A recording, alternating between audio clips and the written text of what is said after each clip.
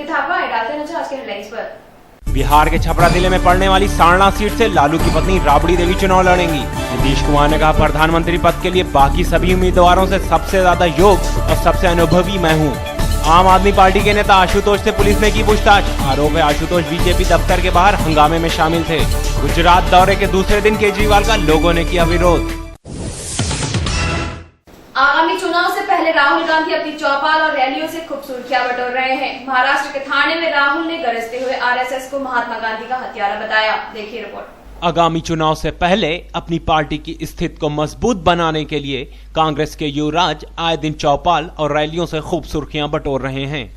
वहीं अपनी पार्टी के प्रचार अभियान को बढ़ाते हुए राहुल गांधी महाराष्ट्र पहुंचे, जहां पर अपनी रैली को संबोधित करते हुए राहुल गांधी ने आरएसएस और भाजपा पर जमकर हमला बोला। उन्होंने आरएसएस के लोगों को महात्मा गांधी का हत्यारा बताया। यही इनका फैशन है।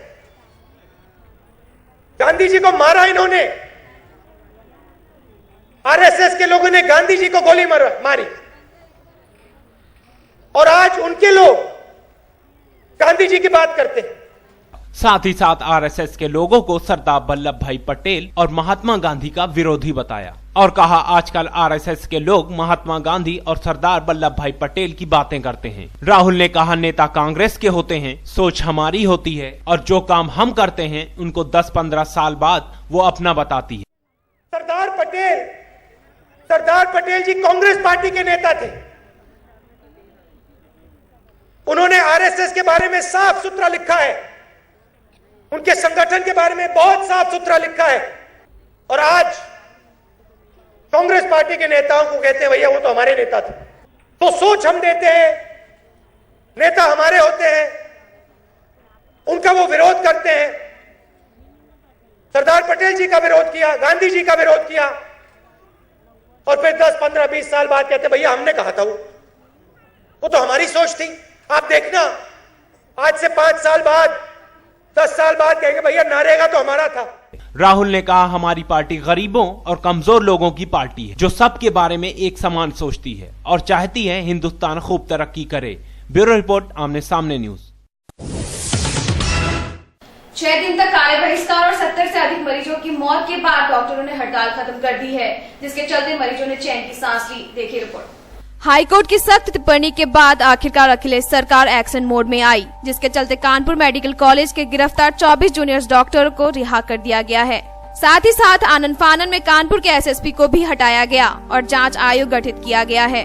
हालांकि सपा विधायक इरफान सोलंकी पर कार्यवाही करने में सरकार हिचकिचाहट दिखा रही है। इसके बाद कानपुर के डॉक्टरों ने हड़ताल समाप्त कर दी है। 6 दिन तक कार्य बहिष्कार और 70 से अधिक मरीजों की मौत के बाद डॉक्टरों ने हड़ताल खत्म कर दी है और केजीएमयू में एक बार फिर मरीजों का इलाज शुरू हो गया है, जिसके बाद मरीजों ने थोड़ी चैन की सांस ली। इमरजेंसी सेवाएं शुरू हो गई है, जिससे मरीजों को कुछ राहत मिल रही है। हड़ताल के कारण लगातार हुई मौतों पर सपा मुखिया मुलायम सिंह यादव ने एक पत्रकार के सवाल पर जवाब देते हुए कहा कि कौन मरा है, क्या तुम्हारे परिवार से कोई मरा है?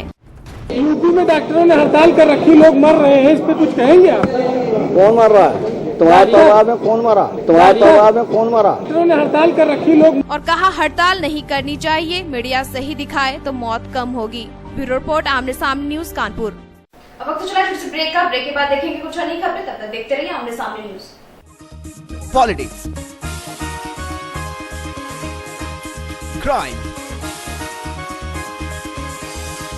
स्पोर्ट्स। अगर इन खबरों पे है आपकी बारीक नजर, आपकी आवाज भी कर सकती है असर। बढ़ाएं अपनी आवाज का दायरा, बने आमने सामने न्यूज का हिस्सा।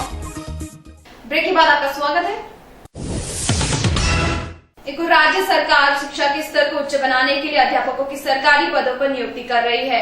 वहीं भिलवाड़ा जिले के पारोली में राजकीय उच्च महाविद्यालय में 17 शिक्षकों के पद खाली है।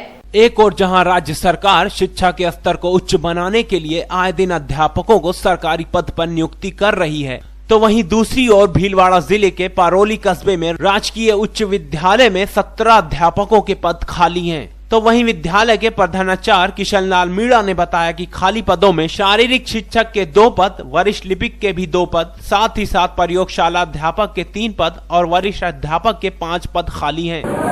अभी वर्तमान में ये पारोली हाई सेकेंडरी स्कूल, इसके अंदर तो 24 पद हैं स्वीकृत, जिसमें 8 व्याख्याता मुख्य हैं, लेकिन 8 में से केवल 2 ही कार्यरत हैं। 6 व्याख्याता पद रिक्त चल रहे हैं और वरिष्ठ अध्यापकों के यहाँ 6 पद स्वीकृत है। 6 में से केवल 1 वरिष्ठ अध्यापक कार्यरत है, 5 पद रिक्त हैं। इसी तरह से यहाँ सेकंड ग्रेड में पीटीआई का पद है, वो रिक्त है। एक एलडीसी का, एक यूडीसी का पद है, वो भी रिक्त है दोनों।